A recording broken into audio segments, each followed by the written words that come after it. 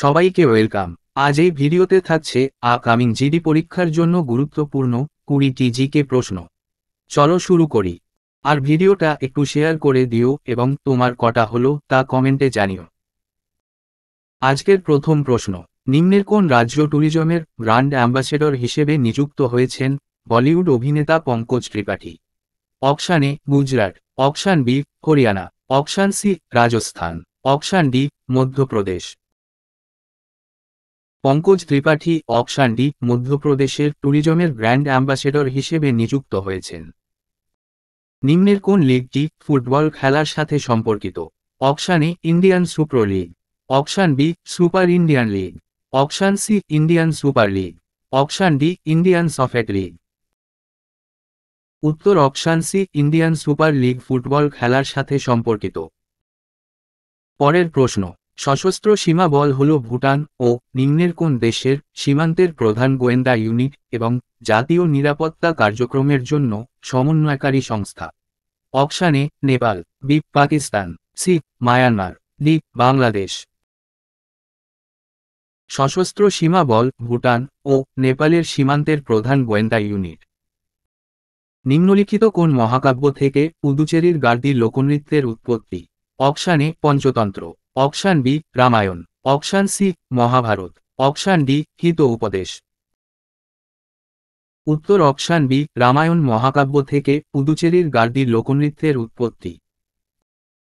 5 নম্বর প্রশ্ন, বায়ুতে নিষ্ক্রিয় বায়বীয় উপাদানের আবিষ্কার এবং পর্যায় সারণীতে তাদের স্থান নির্ধারণ সম্পর্কিত কাজের জন্য নিম্নের মধ্যে কে পরিচিত? Option A Rayleigh, option B Henry Moseley, option C Cavendish, option D William Ramsay. উত্তর অপশান ডি উইলিয়াম রামসে নিষ্ক্রিয় গ্যাসের আবিষ্কারের জন্য পরিচিত। নিম্নের কোনটি ভারতের প্রধান কয়লা ক্ষেত্র? অপশান এ চরিয়া ও রানীগঞ্জ, অপশান বি চুনচুন ও আলোয়ার, অপশান সি দিগনয় ও নহরকটিয়া, অপশান ডি কোয়েম্বাটুর এবং মাদুরাই। ভারতের প্রধান কয়লা ক্ষেত্র অপশান এ ঝাড়খণ্ডের ঝরিয়া ও পশ্চিমবঙ্গের রানীগঞ্জ। ভারত সরকার 2021-22 থেকে 2025-26 অর্থ বছর পর্যন্ত নিম্নের কোন স্কিমটির মাধ্যমে স্বাধীন সৈনিকদের পেনশন অব্যাহত রাখার অনুমোদন দিয়েছে?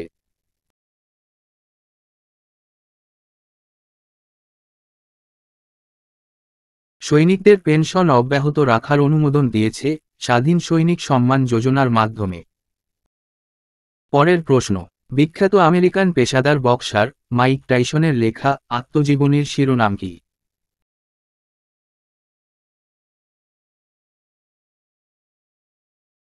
মাইক টাইসনের লেখা আত্মজীবনীর শিরোনাম অপশান ডি আনডিসপুটেড মিল্ক মাই অটোবায়োগ্রাফি।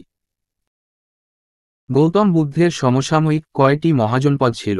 এ 26টি, বি 29টি, সি 16টি, ডি 18টি। গৌতম বুদ্ধের সময় 16টি মহাজনপদ ছিল। ভারতীয় সংবিধানের নিম্নের কোন ধারাটি লোকসভার সদস্য হওয়ার যোগ্যতা নির্ধারণ করে? অপশান এ 64 নম্বর ধারা, বি 76 নম্বর, সি 84 নম্বর, ডি 89 নম্বর। লোকসভার সদস্য হওয়ার যোগ্যতা নির্ধারণ করে সংবিধানের 84 নম্বর ধারাটি। 11 নম্বর প্রশ্ন, বাস্কেটবলে যখন একটি শট রিম বা ব্যাকবোর্ড স্পর্শ না করে বাস্কেটের মধ্য দিয়ে যায় তখন তাকে কি বলা হয়?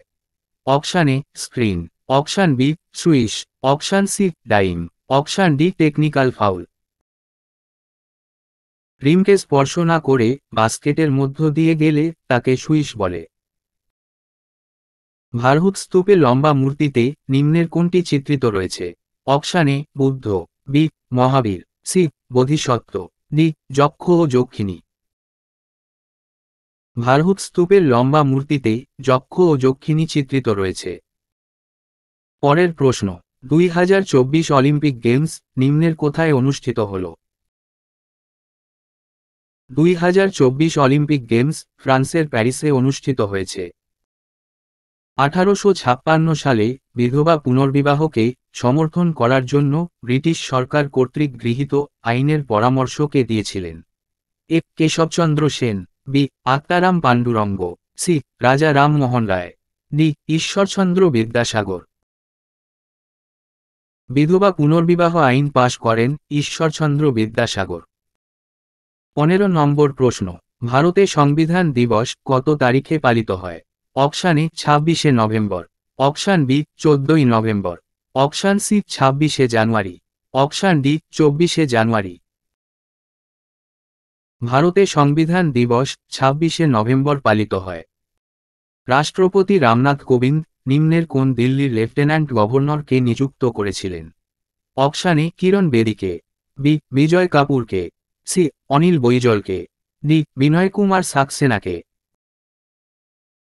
রাষ্ট্রপতি রামনাথ কোবিন্দ দিল্লির রাজ্যপাল রূপে বিনয় কুমার সাক্সেনাকে নিযুক্ত করেছিলেন। মোহাম্মদ তুঘলক কৃষির উন্নয়নের জন্য নিম্নের কোন নতুন মন্ত্রণালয় প্রতিষ্ঠা করেছিলেন? অপশান এ দেওয়ানি ইনশা, অপশান বি দেওয়ানি আরাজ, অপশান সি দেওয়ানি রিসালাত, অপশান ডি দেওয়ানি আমিরি কহি।